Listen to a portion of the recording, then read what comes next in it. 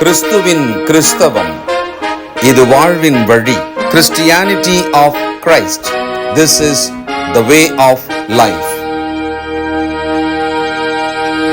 பரிசுத்த ஆண்டவர் இயேசு கிறிஸ்துவின் இனிய நாமத்திலே ஒருங்கிணைந்த சுவிசேஷ புத்தகங்களின் பார்வைக்கு அன்போடு கூட வரவேற்கிறேன்.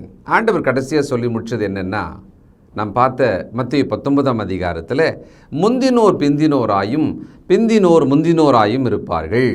இது கேட்குறவங்களுக்கு வார்த்தையாக புரியும், ஆனால் இது என்னன்றது புரியாது, என்ன சொல்ல வந்தார்னு புரியாது.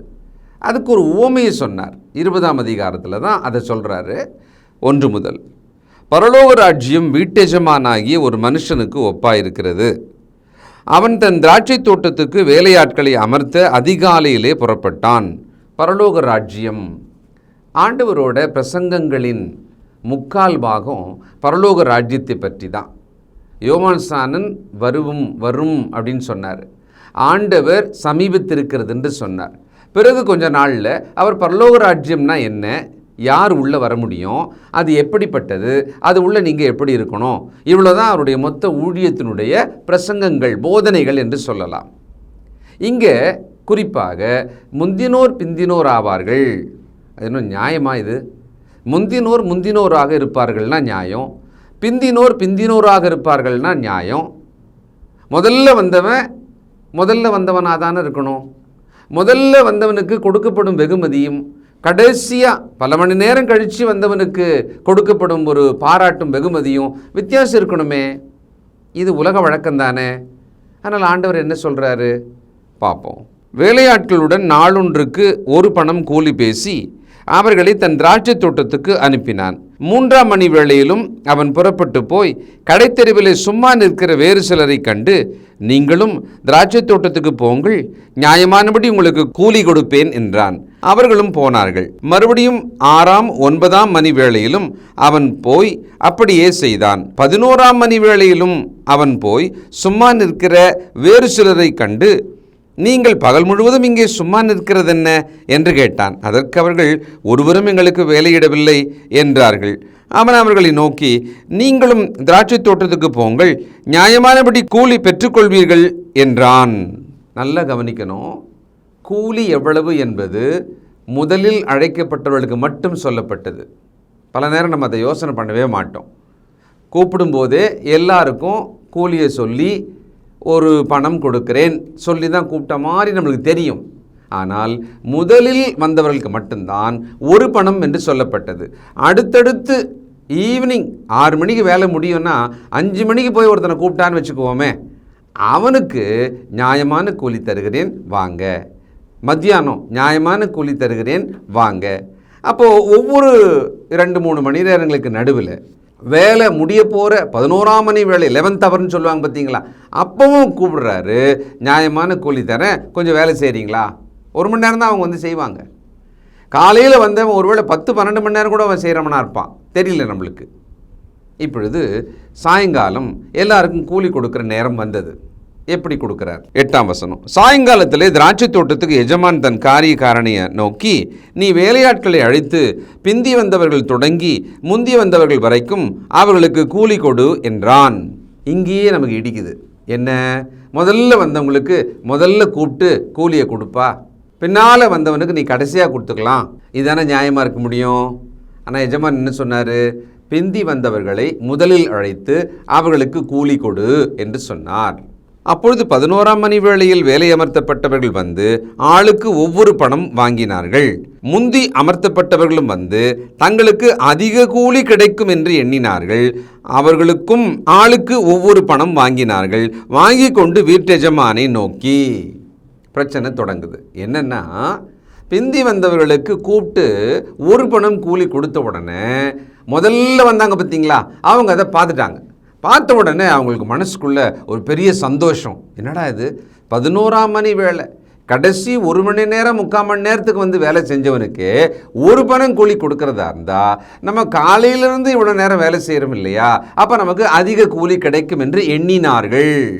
நல்ல கவனிங்க, தேவன் நமக்கென்று வாக்களித்து நமக்காக கொடுக்கும் விஷயத்தில் நாம் திருப்தி அடையாமல் எப்பொழுதுமே மற்றவர்களுக்கு என்ன கொடுக்கப்படுகிறது, மற்றவர்கள் எப்படி இருக்கிறாங்க அப்படின்னா தேவன் என்ன இன்னும் அதிகமாக இல்லை வைக்கணும், நான் ரொம்ப சீனியர் இல்லை, நான் ரொம்ப முன்னாலேயே வந்தனே, நான் இதெல்லாம் கர்த்தருக்காக பண்ணியிருக்கேனே, இப்படி நிறைய கிறிஸ்தவங்க நிறைத்து முறுமுறுத்து வெறுத்து வாழ்வது அதிகம். இவங்க உலக பிரகாரமாக பார்த்தா இவங்க நினைச்சது நியாயம்தான். ஆனால் எஜமான் என்ன சொன்னார்? கூப்பிடும்போது ஒரு பணம்னு சொன்னார். அந்த ஒரு பணம் இவர்களுக்கு கூலியாக கிடைக்கிற விஷயத்தில் எந்த அநியாயம் பண்ணலை. இவர்களுக்கு ஒரு பணம் கொடுக்கப்பட்டது, சொன்னது கொடுக்கப்பட்டது. இவங்க பிரச்சனை என்னென்னா, இவ்வளோ மணி நேரம் நாங்கள் வேலை செய்தோமே, நீங்கள் சொன்ன மாதிரி ஒரு பணம் கொடுத்தீங்கன்றது ஓகே சார். ஆனால் 11ஆம் மணி வேளை மாலை நேரம் 1 மணி நேரத்துக்கு மட்டும் வந்தவனுக்கு என்னுடைய கூலியின் அளவையே நீங்கள் கொடுக்கலாமா? இது நியாயமா? அப்படின்னு இவங்க சண்டை போட வந்திருக்காங்க. 12 பிந்தி வந்தவர்களாகிய இவர்கள் 1 மணி நேரம் மாத்திரம் வேலை செய்தார்கள். பகலில் கஷ்டத்தையும் வெயிலின் உஷ்ணத்தையும் சகித்த எங்களுக்கு இவர்களை சமமாக்கினீரே என்று முறுமுறுத்தார்கள். கூலி என்பதை விட அதை வைத்து அவங்க கணக்கு போட்டாங்கன்னா, எங்களுக்கு ஈக்குவல் ஆக்டிங்களே. நீங்கள் தேவனுடைய ராஜ்யத்தோட கணக்கு வேற, தேவனுடைய கிருபையோட அந்த சயின்ஸ் அறிவியல் வேற. நாம் எப்போவுமே இதான் குழப்பிக்கிறோம், அல்லது இது குழம்புவதற்கு ஏற்ற மாதிரி தான் இருக்கும் கூட. விசுவாசத்தில் பார்த்தா மட்டும்தான், அது தேவ வார்த்தை என்று விசுவாசித்தா மட்டும்தான் இதெல்லாம் நம்மளால் ஏற்றுக்கொள்ளவே முடியும், இல்லைன்னா ஏற்றுக்கொள்ள முடியாது. 13 அவர்களில் ஒருவனுக்கு அவன் பிரதியுத்தரமாக, சிநேகிதனே, நான் உனக்கு அநியாயம் செய்யவில்லை, நீ என்னிடத்தில் ஒரு பணத்துக்கு சம்மதிக்கவில்லையா? உன்னிடத்தில் நீ வாங்கி கொண்டு போ, உனக்கு கொடுத்தது போல பிந்தி வந்தவனாகிய இவனுக்கும் கொடுப்பது என்னுடைய இஷ்டம், என்னுடையதை என் இஷ்டப்படி செய்ய எனக்கு அதிகாரம் இல்லையா? நான் தயாளனாய் இருக்கிறபடியால் நீ வன்கண்ணனாய் இருக்கலாமா என்றார். ரொம்ப கஷ்டமான பாடம் இது அவங்க கேட்டுக்கிட்டு சகிச்சுக்கிட்டு ரொம்ப ஹாப்பி சார் இப்போ அப்படின்ட்டு போவாங்களான்னா முடியாது. ஏன் நம்மளாலே முடியாது இல்லை? யோசனை பண்ணி பாருங்களேன். 10 மணி நேரம் வேலை செஞ்சுட்டு நீங்கள் 1000 ரூபா கூலியை காலைல பேசின மாதிரி வாங்கிட்டு இப்படி நகரும்போது, மாலை 1 மணி நேரம் மட்டுமே வேலை செய்த ஒருவனுக்கு அதே 1000 ரூபா கொடுத்தா உங்கள் மனசு எப்படி இருக்கும்? வேலை ஸ்தலங்களில் இப்போ வந்தவனுக்கு பதவி உயர்வு, வயிறு எரியுதுன்னு சொல்கிறோமே, இப்போ வந்தவனுக்கு சம்பள உயர்வு தாங்கவே முடியலன்னு சொல்கிறோமே, சிலர்லாம் வேலையை ரிசைன் பண்ணிட்டே போயிடுவாங்க. அவனுக்கு சமமாக்கிட்டீங்க. எவ்வளவு சீனியர் நான், எவ்வளோ வருஷமாக நான் வேலை செய்கிறேன். நாம் உலகத்துக்குள்ளே இதை சகிக்கவே முடியாது. ஆனால் தேவனுடைய ராஜ்யத்தில் தேவன் நீதியுள்ளவர், அவர் அநியாயம் செய்யவே மாட்டார்.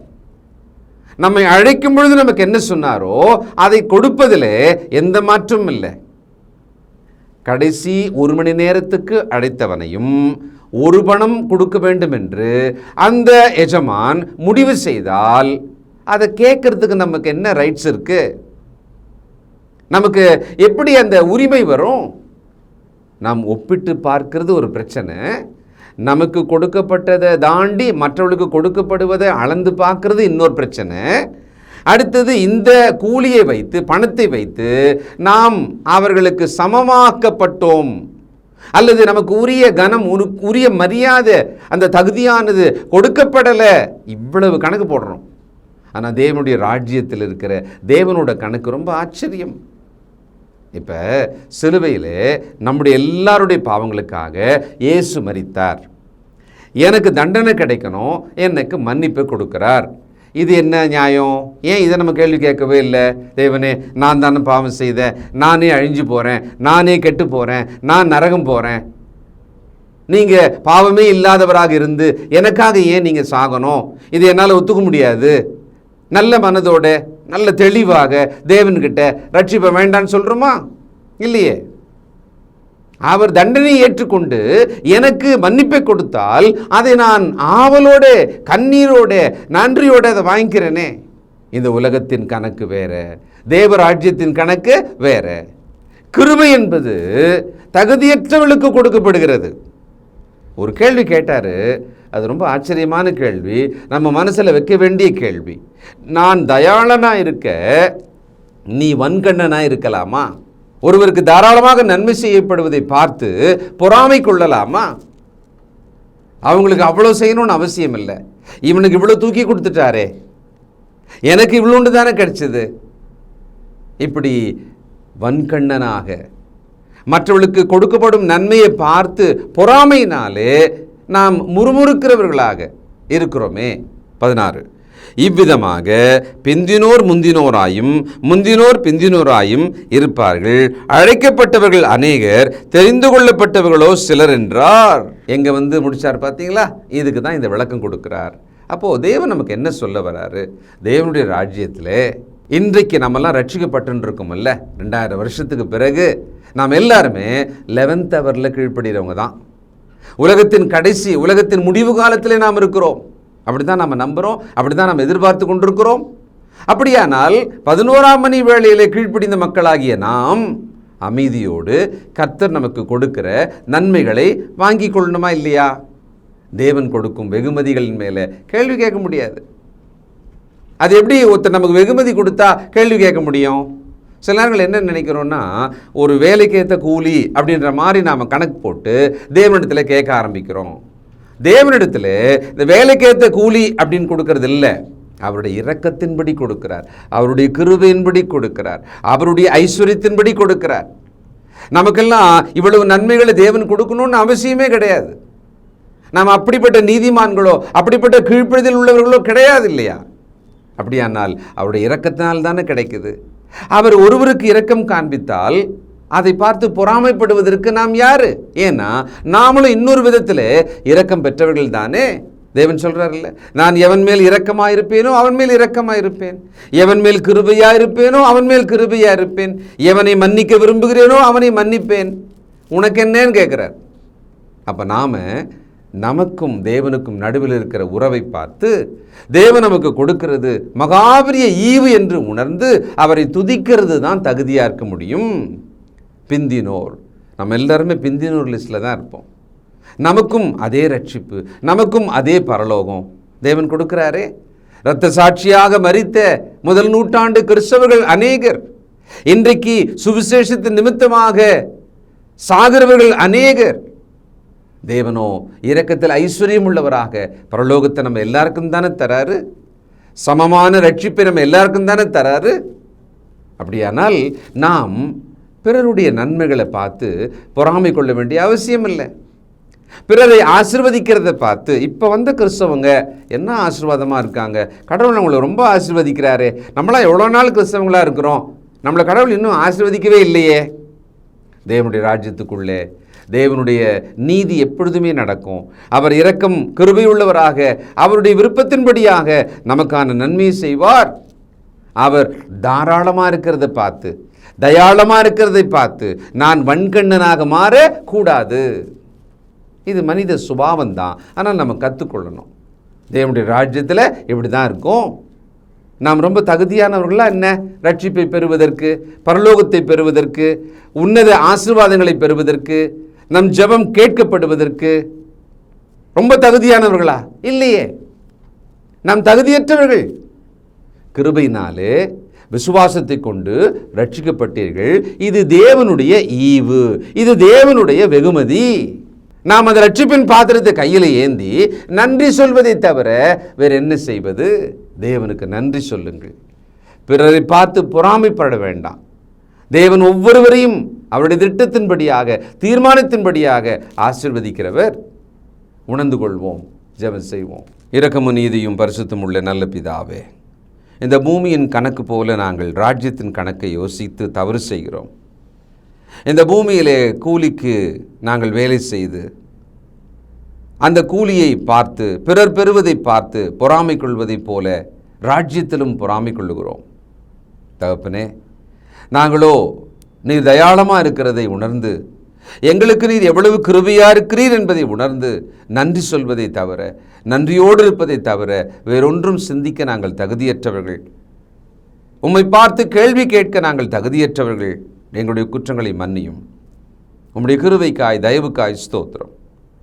11ஆம் மணி வேளையிலே வந்தவர்களைப் போல நாங்கள் இருக்கிறோம், ஆனால் எங்களுக்கு பரலோக பாக்கியத்தை தந்திருக்கிறீரே, நன்றி செலுத்துகிறோம். உம்மை ஸ்தோத்தரிக்கிறோம், துதிக்கிறோம்.